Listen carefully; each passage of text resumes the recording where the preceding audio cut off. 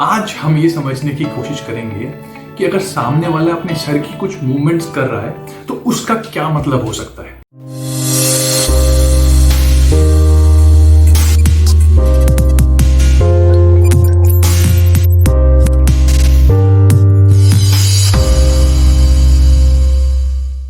Welcome back to Zaroori Gyan with travel academy.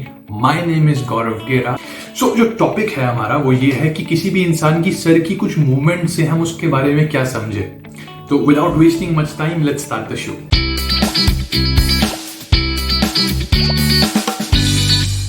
Number 1, अगर आप किसी से बात कर रहे हो और सडनली वो अपने हाथ को अपने माथे पर लेके आता है, राइट, तो इसका मतलब ये होता है कि वो कुछ भूल गया है या वो खुद से ही परेशान है। When somebody is unhappy with himself, तभी वो उस हाथ को माथे पे लगाता है। So next time you see this, understand कि वो खुद से ही गुस्सा है, आपसे नहीं है। नंबर 2, जब कोई इंसान अपने नेक के पीछे हाथ लगाता है, अब इसका मतलब साफ साफ ये है कि वो कहीं ना कहीं गुस्सा है और वो खुद से गुस्सा नहीं है, तो आपसे या किसी और से गुस्सा है। जनरली जब हम किसी आर्ग्यूमेंट में होते हैं तो कई बार लोग जो है अपने हाथ को नेक के पीछे लगा लेते हैं। अब इसका मतलब ये है that person is extremely unhappy with something else.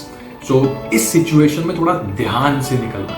Number 3, अगर सामने वाला इंसान जो है वो नीचे की तरफ देखता है, so when somebody is looking down, this means that this person is not interested और वो negative thoughts जो है उसके दिमाग में आ रहे हैं। So basically वो आपकी conversation जो हो रही है उसको positively नहीं देख रहा, negatively देख रहा है। So change the topic या फिर उससे पूछो कि कौन सी वाली चीज में उसको प्रॉब्लम आई है। Number 4, As we talked about this in the past also, कि अगर आप किसी से बात कर रहे हो और वो लेफ्ट या राइट में उसका सर जाता है, इसका मतलब ये है that this person is really interested in your conversation और उसको मजा आ रहा है आपके साथ बात करने में, और वो साथ साथ जो है आपको सुनते सुनते कुछ इमेजिन भी कर रहा है, right? So when you see somebody moving head tilted towards left or right, इसका मतलब ये है कि it is going really well, continue what you are doing. Number 5 है जब आप किसी को भी इस तरीके से देखते हैं, right, you show your chin to that person, अपनी जॉ लाइन सामने वाले को दिखाते हो और फिर बात करते हो। अब इसका मतलब ये होता है, तो बेसिकली इसको समझने से पहले हम ये देख लेते हैं कि जॉ लाइन जब होती है साइंटिफिकली, जिसका टेस्टोस्टेरोन लेवल बहुत हाई होता है उसकी जॉ लाइन उतनी ज्यादा होती है। Now testosterone is a male dominant hormone.